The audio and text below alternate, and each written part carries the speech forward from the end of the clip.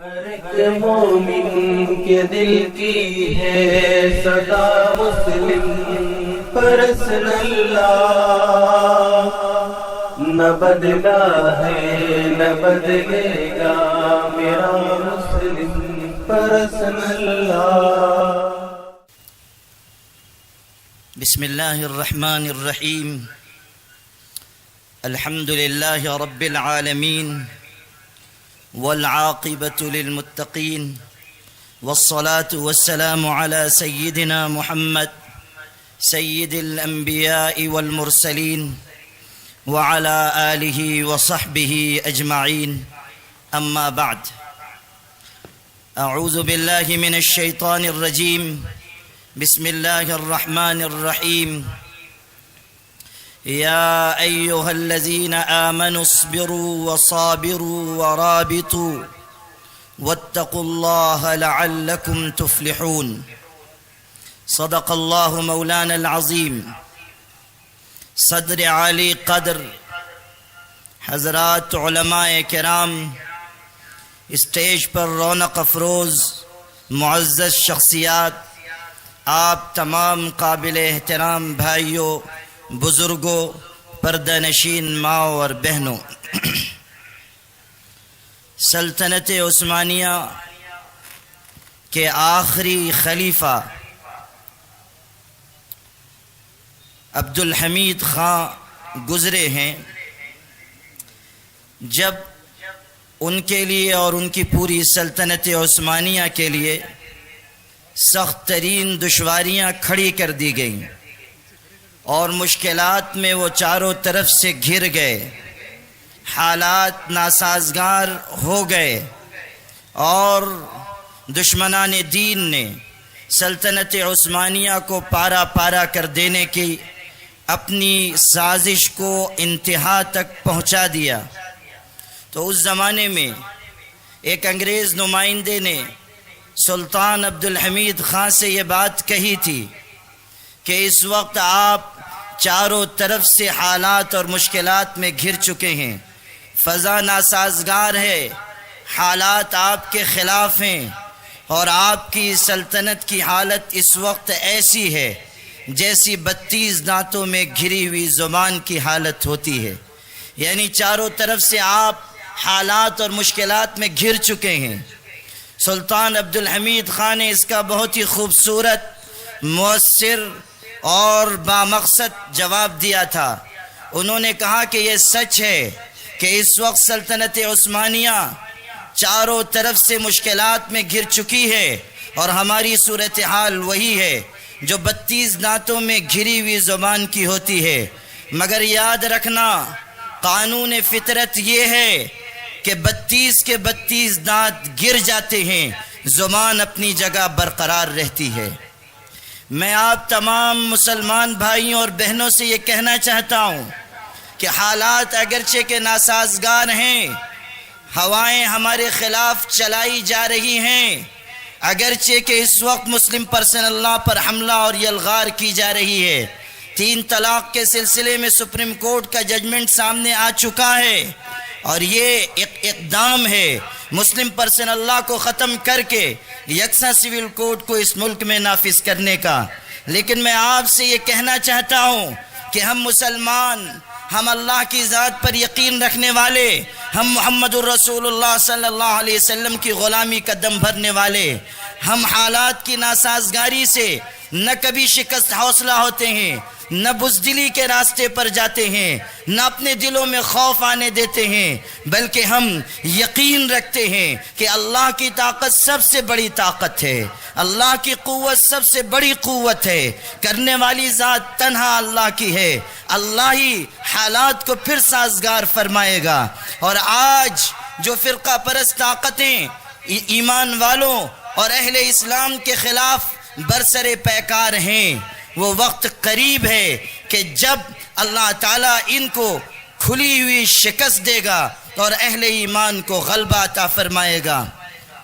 نور کی ایک کرن ظلمات پہ بھاری ہوگی، نور کی ایک کرن ظلمات پہ بھاری ہوگی، رات تمہاری ہے تو کیا صبح ہماری ہوگی۔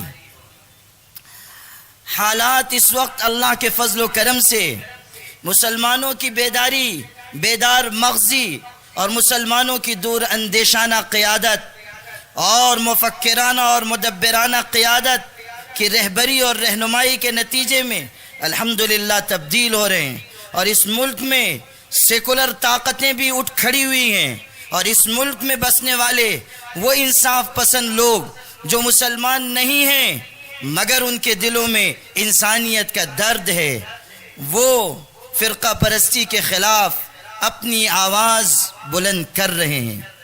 الحمدللہ کہ ملک کا منظرنامہ تبدیل ہو رہا ہے، اور لوگ سمجھ رہے ہیں کہ ہمیں بیوقوف بنایا گیا، ہمیں خوشنما وعدوں اور دعووں میں الجھایا گیا، تمناؤں میں الجھایا گیا ہوں، کھلونے دے کے بہلایا گیا ہوں۔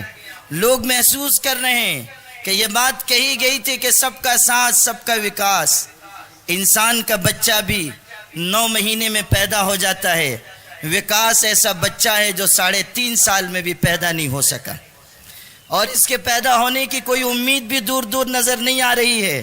وکاس کیا ہوتا، الٹا اور مصیبتیں آ رہی ہیں، پریشانیاں آ رہی ہیں، لوڈ شیڈنگ کی جا رہی ہے، بجلی بند کی جا رہی ہے، طرح طرح کے ایسے حالات لائے جا رہے ہیں جن میں ملک آگے بڑھنے کے بجائے پیچھے ہٹ رہا ہے۔ اسی لیے اخبارات میں یہ بات لکھی جا رہی ہے کہ کہا گیا تھا وکاس آئے گا، ابھی تک یہ پیدا نہیں ہوا، 3.5 سال ہو گئے۔ اب لوڈ شیڈنگ اس لیے کی جا رہی ہے کہ اندھیرا کر دیا جائے، اس لیے کہ وکاس کو پیدا ہونے میں شرم آ رہی ہے، اندھیرا ہو جائے گا تو انشاءاللہ جلد پیدائش ہو جائے گی۔ یہ حالات اس ملک کے ہمارے اور آپ کے لیے حوصلہ افزا ہیں کہ یہ تاریک دن زیادہ دیر تک رہنے والے نہیں ہیں، ان قریب انصاف کا سورج طلوع ہوگا۔ وَسَيَعْلَمُ الَّذِينَ ظَلَمُوا أَيَّ مُنْقَلَبٍ يَنْقَلِبُونَ، اور ان قریب ظالم جان لیں گے کہ وہ کس وادی اور گھاٹی میں ہلاک کیے جاتے ہیں۔ ان قریب ان کو پتہ چل جائے گا کہ اللہ تعالی حالات کو کس طرح تبدیل کرتا ہے۔ وَأُمْلِي لَهُمْ إِنَّ كَيْدِي مَتِينٌ، اللہ تعالیٰ فرماتا ہے کہ ہم چھوٹ دیتے ہیں اور ڈھیل دیتے ہیں، پھر ڈھیلی چھوڑی گئی رسی کو واپس کھینچ لیتے ہیں، اور یاد رکھنا کہ ہماری پکڑ بہت سخت ہے، ہماری پکڑ بہت سخت ہے۔ جب اللہ تعالیٰ پکڑتا ہے تو پھر قوموں کو اور ملتوں کو ہلاک اور تباہ و برباد کر دیتا ہے۔ عذاب پانے والی قوموں کے واقعات آپ قرآن میں پڑھیے، قرآن پاک نے تو صرف ایک آیت میں قصہ تمام کر دیا اور فرمایا فَكُلًّا أَخَذْنَا بِذَنبِهِ فَمِنْهُمْ مَنْ أَرْسَلْنَا عَلَيْهِ حَاصِبًا وَمِنْهُمْ مَنْ أَخَذَتْهُ الصَّيْحَةُ وَمِنْهُمْ مَنْ خَسَفْنَا بِهِ الْأَرْضَ وَمِنْهُمْ مَنْ أَغْرَقْنَا وَمَا كَانَ اللَّهُ لِيَظْلِمَهُمْ وَلَكِنْ كَانُوا أَنفُسَهُمْ يَظْلِمُونَ۔ ہر قوم کو پکڑا گیا ان کے گناہ کی وجہ سے، کسی پر عذاب آیا چیخ کا، کسی پر آسمان سے پتھروں کی بارش کا، اور کسی کو زمین میں دھسایا گیا اور کسی کو دریا میں غرق کر دیا گیا۔ فرعون بھی مٹا اور فرعونیت بھی مٹی، اور نمرود مٹا اور نمرودیت بھی مٹی، اور قارون کو زمین میں دھسایا گیا اور قوم مدین کو تباہ و برباد کر دیا گیا۔ جا غور غریبہ پہ نظر ڈال بعبرت، کھل جائے گی تجھ پر تیری دنیا کی حقیقت۔ عبرت کے لیے ڈھونڈ کسی شاہ کی تربت، پوچھ کہاں ہے وہ تیری شان حکومت، کل تک جو بھرا تھا وہ غرور آج کہاں ہے، بول اے کاسے سر تیرا تاج کہاں ہے۔ میرے بھائیوں، شروع میں نے یہ حصہ اس لیے عرض کیا ہے تاکہ آپ تمام مسلمان بھائی اور بہنیں اس بات کا احساس کر لیں کہ آل انڈیا مسلم پرسنل لا بورڈ دب جانے والا، جھک جانے والا، خوف زدہ ہو جانے والا بورڈ نہیں ہے۔ اس نے ہمیشہ حکومتوں کی آنکھوں میں آنکھیں ڈال کر بات کی ہے، اور آج بھی ہم پوری قوت سے یہ بات کہتے ہیں کہ حکومتی عدالت کے ذریعے اسلامی شریعت میں ادنا سی تبدیلی کو ہم ہرگز برداشت نہیں کریں گے، اور اگر کبھی یہ وقت آیا تو ہمارے جیتے جی نہیں آئے گا، ہماری لاشوں پر آئے گا۔ اگلی بات مجھے عرض کرنی ہے، یہ اصلاح معاشرہ کے عنوان سے منعقد کیا گیا جلسہ ہے، اور اس میں بہت بڑی تعداد میں ہماری بہنیں موجود ہیں۔ مرد حضرات کو خطاب کر لیا گیا، میں یہ چاہتا ہوں کہ میں اپنی بہنوں سے کچھ کہوں، اور مجھے اس بات کا حکم بھی دیا گیا ہے کہ بہنوں کو بطور خاص خطاب کروں۔ آپ تمام بہنیں جو یہاں بہت بڑی تعداد میں موجود ہیں، میں آپ کا شکر گزار ہوں کہ آپ All India Muslim Personal Law Board کی دعوت پر یہاں جمع ہیں، اور میں آپ کو اس بات کا یقین دلاتا ہوں کہ اسلام نے، قرآن نے اور ہمارے حضرت محمد مصطفیٰ صلی اللہ علیہ وسلم نے جو حقوق آپ کے لیے طے کیے ہیں، جو مقام و مرتبہ آپ کے لیے طے کیا ہے، جو عزت کا درجہ آپ کو دیا ہے، قسم بخدا دنیا کی کوئی تہذیب، دنیا کا کوئی مذہب، دنیا کا کوئی کلچر، دنیا کی کوئی ثقافت، دنیا کا کوئی ملک، دنیا کی کوئی حکومت وہ مقام و مرتبہ آپ کو عطا نہیں کر سکتے۔ اللہ نے آپ کا مقام بہت اونچا رکھا ہے، ہر حیثیت میں اونچا رکھا ہے۔ آپ اگر ماں ہیں تو جنت آپ کے قدموں کے نیچے ہیں، آپ اگر بیٹی ہیں تو ماں باپ کے گھر میں اللہ کی رحمت بن کر اتری ہیں، اگر آپ بیوی ہیں تو آپ کا حق آپ کے شوہر کے ذمہ ہے، اگر آپ بہن ہیں تو آپ بھائی کے لیے قوت بازو ہیں، اور آپ ہر حیثیت میں محترم ہیں، لائق تعظیم ہیں۔ اللہ تعالیٰ نے قرآن مجید میں جہاں ایک طرف مردوں کا تذکرہ فرمایا، انہی کے شانہ بشانہ آپ کا ذکر کیا، خواتین کا تذکرہ کیا۔ ان المسلمین والمسلمات والمؤمنین والمؤمنات والقانتین والقانتات، آپ پوری آیت پڑھتے چلے جائیں۔ اسلام لانے والے مرد، اسلام لانے والی عورتیں، مومن مرد، مومن عورتیں، اللہ کے آگے جھک جانے والے مرد، اللہ کے آگے جھک جانے والی عورتیں، نماز پڑھنے والے مرد، نماز پڑھنے والی عورتیں، روزے دار مرد، روزے دار عورتیں، اللہ کو یاد کرنے والے مرد، اللہ کو یاد کرنے والی عورتیں، اپنی شرمگاہوں کی حفاظت کرنے والے مرد، اپنی شرمگاہوں کی حفاظت کرنے والی عورتیں، اور آخر میں کہا گیا کہ اللہ نے ان سب کے لیے بہترین اجر رکھا ہے۔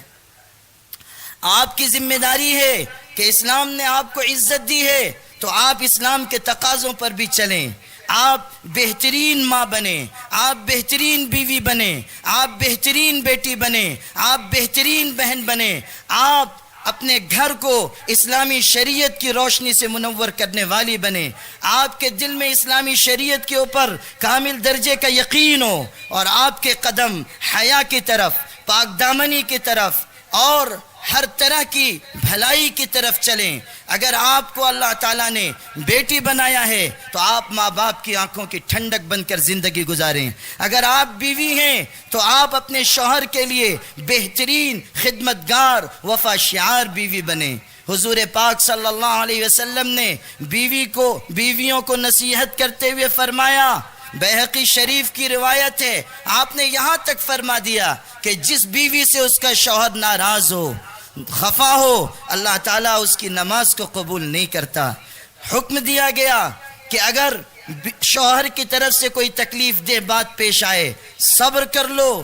آقا علیہ السلام نے فرمایا، جو بیوی اپنے شوہر کی تکلیف دہ باتوں پر صبر کرتی ہے، اللہ اس کو حضرت آسیہ فرعون کی بیوی کے برابر اجر عطا فرماتا ہے۔ آپ بیوی ہونے کی حیثیت میں ہماری پیاری ماؤں اور امہات المومنین اور حضور پاک صلی اللہ علیہ وسلم کی مبارک بیویوں کا طرز عمل، ان کی وفا شعاری، ان کی خدمت، ان کی اطاعت کو اپنے سامنے رکھیں۔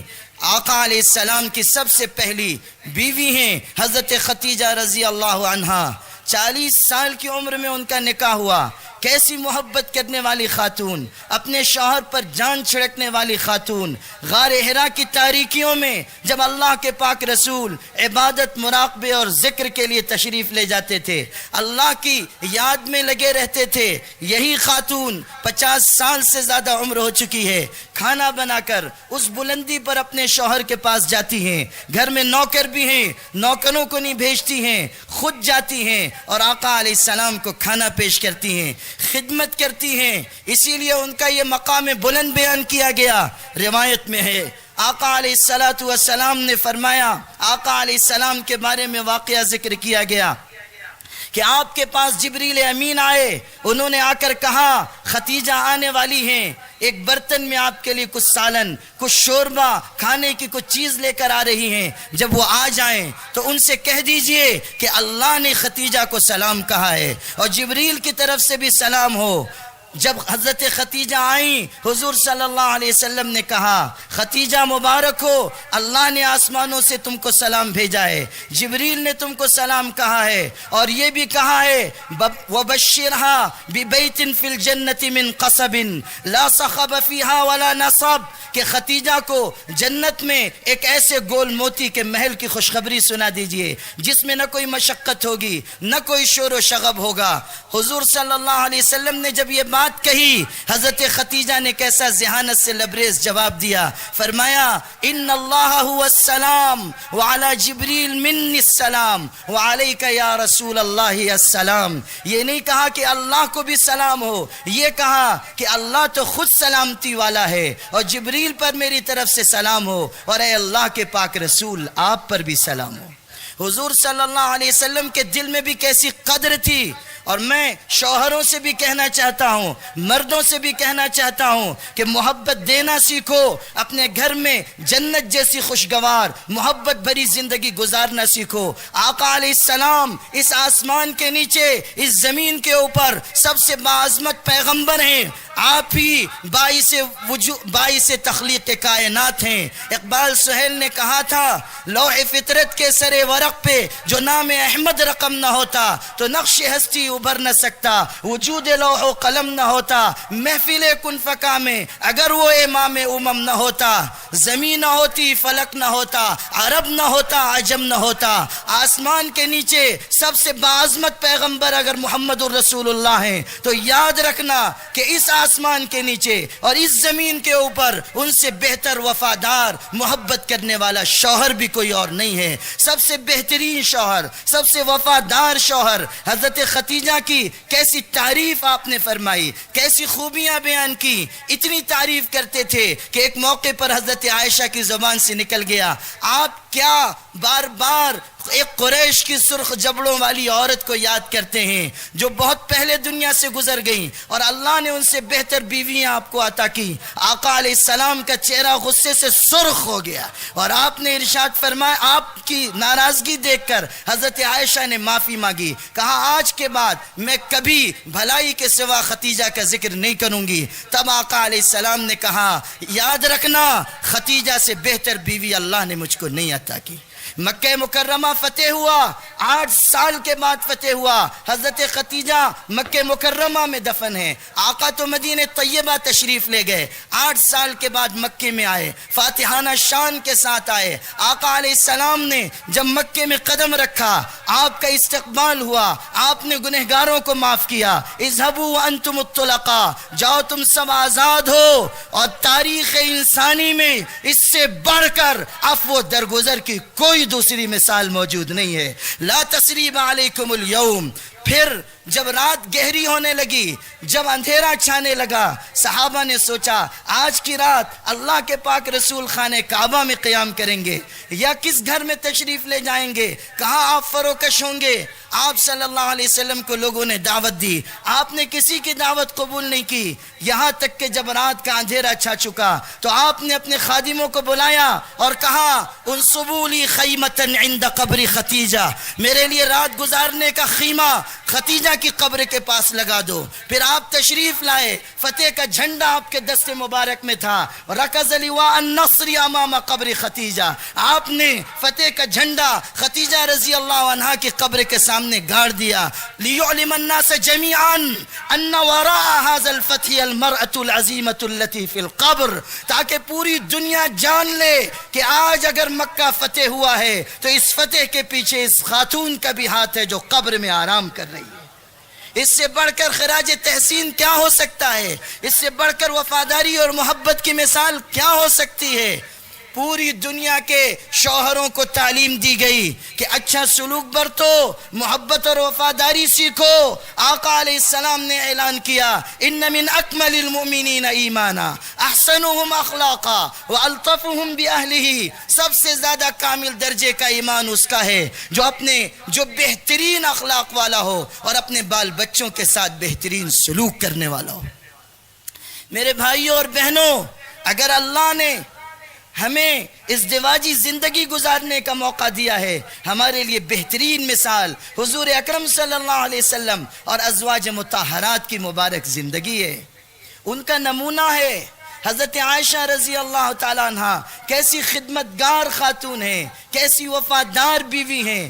حضور اکرم صلی اللہ علیہ وسلم ایک مرتبہ کئی دن کے فاقے سے تھے، اور فقر و فاقہ تو میراث نبوت ہے۔ حضرت عائشہ ہی نے کہا ما شبع آل محمد من خبز الشعیر یومین متواصلین حتی قبضا، کہ کبھی محمد صلی اللہ علیہ وسلم اور آپ کے گھر کے لوگوں نے 2 روز لگاتار جو کی روٹی بھی پیٹ بھر کر نہیں کھائی ہے۔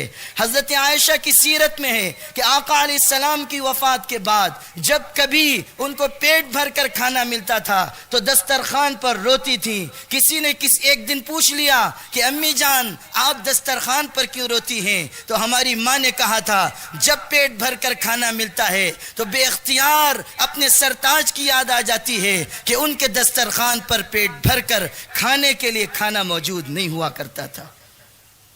آپ تشریف لائے ایک دن گھر، کئی وقت کے فاقے سے ہیں، اور کسی نے آپ کے پیچھے 9 یا 11 کھجوریں تحفے میں بھیجی ہیں۔ حضرت عائشہ نے وہ 9 یا 11 کھجوریں آقا علیہ السلام کی خدمت میں پیش کی۔ اللہ کے رسول کئی وقت کا فاقہ ہے، یہ قبول فرما لیا جائے۔ حضرت نے لیا، اور چونکہ بھوک کی شدت تھی آپ نے وہ ساری کھجوریں تناول فرما لی۔ جب کھجور آپ کھا چکے تو اچانک خیال آیا کہ عائشہ بھی تو میرے ساتھ بھوکی ہیں۔ آپ نے پوچھا عائشہ تم نے بھی کچھ کھجوریں کھائیں؟ حضرت عائشہ نے کیسا جواب دیا، اور ہماری بہنیں اسے سنیں کہ کیسا خوبصورت جواب ہے۔ حضرت عائشہ نے کہا میرے لیے اللہ اس کے رسول کی رضا کافی ہے۔ تب آقا علیہ السلام کی آنکھوں میں آنسو آ گئے، رحمت مجسم تھے محمد الرسول اللہ صلی اللہ علیہ وسلم۔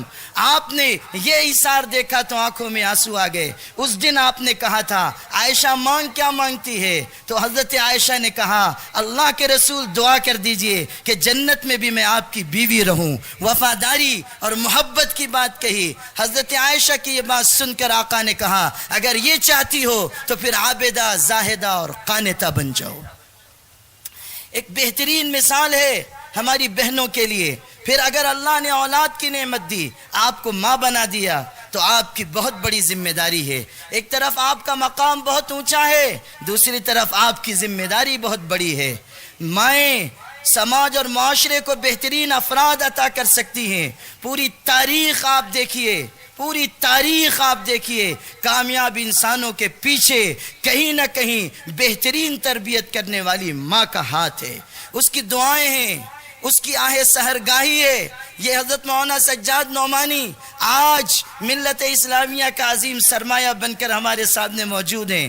خود انہوں نے ایک سفر میں مجھ سے بیان کیا کہ ان کی والدہ محترمہ مہمانوں کا ایسا اکرام کرتی تھی اور ایسی خدمت کرتی تھی کہ جس دن گھر میں کوئی مہمان نہیں آتا تھا وہ کھانا نہیں کھاتی تھی۔ اور مولانا کی بڑی بہن سے انہوں نے ایک دفعہ کہا کہ جس دن گھر میں مہمان نہیں آتا مجھے ایسا لگتا ہے کہ مجھ سے کوئی گناہ ہو گیا ہے، میں اس دن توبہ کرتی ہوں، استغفار کرتی ہوں اور کھانا چھوڑ دیتی ہوں۔ حج پر گئیں، وہاں سے واپس آئیں اور بچوں کے لیے تحفے لے کر آئیں۔ مولانا محترم بھی منتظر تھے کہ کوئی تحفہ ملے گا، گھڑی کا شوق تھا، گھڑی ملے گی، لیکن بیگ خالی ہو گیا، سامان کچھ بھی نہیں نکلا، آنکھوں میں آنسو آ گئے۔ تو اس عظیم ماں نے کہا تھا کہ بیٹا سجاد میں تیرے لیے 2 رکعت نماز پڑھ کے غلاف کعبہ تھام کے دعا کر کے آئی ہوں کہ اللہ میرے سجاد کو دین کی خدمت کے لیے قبول فرما، یہ تحفہ لے کر آئی ہوں۔ آج اس عظیم ماں کی دعا مجسم شکل میں اسٹیج پر بیٹھی ہوئی ہے۔ آپ اس بات کا احساس پیدا کریں میری پیاری بہنوں اپنے دل میں کہ اگر آپ بہترین ماں بنیں گی تو آپ کی اولاد ملت کا سرمایہ بنے گی، آپ حیادار ہوں گی، آپ کی اولاد حیادار ہوگی، آپ پاکیزگی کے راستے پر چلیں گی، اللہ تعالیٰ آپ کی اولاد کو بھی پاکیزگی کے راستے پر چلائے گا۔ حضرت مولانا سید محمد رابع حسنی ندوی جو ہمارے بورڈ کے صدر عالی قدر ہیں اور ملت اسلامیہ کے عظیم قائد ہیں، ابھی قریب میں ان سے ملاقات ہوئی، تنہائی میں بہت دیر تک بات چیت ہوئی۔ میں نے ان سے پوچھا کہ حضرت آپ حضرت مولانا علی میاں کے ساتھ بہت زمانے تک رہے، سفر حضر میں رہے، ان کی کامیاب زندگی کا راز کیا تھا؟ تو پہلی بات جو حضرت مولانا نے کہی کہ میں نے جہاں تک محسوس کیا، میں نے حضرت مولانا علی میاں ندوی کی والدہ کو بہت قریب سے دیکھا ہے، میں جہاں تک سمجھتا ہوں حضرت مولانا علی میاں کو علی میاں ندوی بنانے والی اگر کوئی چیز تھی تو وہ ان کی ماں کی دعا تھی۔ وہ تہجد کے وقت گھنٹوں رویا کرتی تھی اور کہتی تھی اللہ علی میری اکلوتی اولاد ہے، تو علی کو اپنے دین کی خدمت کے لیے قبول فرما۔ اس لیے میری پیاری بہنوں، میں آپ سے درخواست کرتا ہوں آپ اپنے اندر بہترین ماں بننے کی صفت پیدا کریں، حوصلہ اور جذبہ پیدا کریں۔ آل انڈیا مسلم پرسنل لا بورڈ پورے ملک کے مسلمان مردوں اور عورتوں سے یہ درخواست کر رہا ہے کہ وہ اسلام کی طرف لوٹ کر آئیں، وہ اخلاق اور پاکیزگی کا راستہ اختیار کریں، وہ اللہ کے آگے جھکنے والے بنیں، ہمارے نوجوان اللہ کے دین کے خدمتگار بنیں۔ اور میں بہت احساس شکر کے ساتھ یہ بات کہتا ہوں کہ پربھنی کے مسلمانوں نے، نوجوانوں نے اس بات کا ثبوت دیا ہے کہ وہ دین کی خدمت کے لیے تیار ہیں۔ میں کیسے بھول جاؤں کہ آپ میں سے ایک گمنام شخص، پربھنی کے ایک گمنام نوجوان، حمالی کرنے والا اور مزدوری کرنے والا، وہ اس اجلاس کے لیے 22 دن سے اپنی مزدوری چھوڑ کر، اپنی پیٹھ پر بوجھ اٹھانا چھوڑ کر، گلی گلی در در جا کر لوگوں کو دعوت دے رہا ہے کہ آؤ اللہ کی طرف، آؤ اصلاح معاشرہ کے اجلاس کی طرف۔ آج اسٹیج پر بیٹھی ہوئی ان معزز شخصیات کے پورے احترام کے ساتھ میں یہ کہتا ہوں کہ اس بزم کے سجانے میں ہمارا ہاتھ کم ہے، اس اللہ کے مخلص بندے کی قربانی کا اثر زیادہ ہے۔ ایسے لوگ جو آج دین کے لیے گمنام رہ کر مخلصانہ خدمت انجام دے رہے ہیں، میرا محبت بھرا سلام ان کو پہنچے، اور دعا ہے کہ اللہ ایسے لوگوں کی اس امت میں کثرت فرمائے۔ میرے بھائیوں، مسلم پرسنل لا بورڈ کا اصلاح معاشرہ کا یہ 10 روزہ پروگرام آج اختتام کو پہنچ رہا ہے۔ یہ مرکزی اجلاس ہے جس میں بہت بڑی تعداد میں آپ تمام مسلمان بھائی اور بہنیں موجود ہیں۔ میں کیسے بھول جاؤں کہ اس اجلاس کے لیے جن حضرات نے دن رات محنت کی اور جن لوگوں نے اس اجلاس کو کامیاب بنانے کے لیے غیر معمولی جد و جہد کی، ہمارے غلام محمد مٹھو صاحب، ہمارے اہل سنت والجماعت کے عظیم عالم حضرت علامہ رفیع الدین اشرفی صاحب، ہمارے مولانا ڈاکٹر طیب بخاری صاحب، یہ جو نظامت کر رہے ہیں۔ ایک بخاری وہ ہیں جو شاہی امام ہیں، اور آج ان کی نظامت سن کے میرا جی چاہتا ہے کہ ان کو شاہی اناؤنسر کا خطاب بھی دیا جائے۔ یہ ماشاءاللہ اچھی نظامت کر رہے ہیں، اور ڈر لگتا ہے کہ ذرا میں گھڑی اسی لیے یہاں رکھے ہوئے ہوں کہ 30 منٹ سے زیادہ نہ ہو، ورنہ ان کی شیروانی ادھر متوجہ ہو جائے گی۔ تو میں ان کا شکر گزار ہوں، ان حضرات کا اور ان کے رفقا کا، کہ انہوں نے بڑی محنت کے ساتھ یہ اجلاس سجایا۔ مسلم انصاف کونسل جو آپ کے پربھنی کی ایک عظیم تنظیم ہے، نومولود ہے، مگر اس میں طاقت اور قوت ہے، اس میں ہمت اور جرت ہے، اور اس میں اتحاد اور وحدت بین المسلمین کا جذبہ ہے۔ میں اپنی طرف سے مبارکباد پیش کرتا ہوں پربھنی کے مسلمانوں کو کہ انہوں نے ایک ایسی کونسل بنائی، ایک ایسی تنظیم بنائی، مولانا رفیع الدین اشرفی جس کی قیادت کر رہے ہیں، اور الحمدللہ کہ ہم نے ان کی جد و جہد، ان کی لگن اور تڑپ، ان کی خدمت کا جذبہ، وحدت امت کا جذبہ دیکھ کر یہ اجلاس ان کے سپرد کیا، اور الحمدللہ کہ اس سپردگی میں ہمیں کوئی شرمندگی نہیں ہے۔ الحمدللہ کہ انہوں نے اور ان کے رفقا نے اچھی محنت کی، اور میں اعلان کرتا ہوں کہ آل انڈیا مسلم پرسنل لا بورڈ کی اصلاح معاشرہ کمیٹی جو مراٹھواڑہ لیول کی ہے، آپ کے ہاں سے میں 2 نمائندے بحیثیت معاون کنوینر منتخب کرتا ہوں، ایک جناب غلام محمد مٹھو صاحب اور ایک مولانا رفیع الدین اشرفی صاحب۔ انشاءاللہ اس کے ذریعے بڑی عظیم خدمات انجام پائیں گی۔ اسی طرح میں اپنے عزیز مخلص برادر مکرم مولانا جنید الرحمن آزاد قاسمی کو مراٹھواڑہ کا کنوینر متعین کرتا ہوں، اور امید کرتا ہوں کہ انشاءاللہ یہ تعیین خیر کے ساتھ، بھلائی کے ساتھ، کامیابی کے ساتھ آگے بڑھے گی۔ 30 منٹ پورے ہونے میں ابھی 1.5 منٹ باقی ہیں۔ والسلام علیکم ورحمۃ اللہ وبرکاتہ۔ میں انوکھا مرکز تحفظ دین، یہ دین کا ترجمہ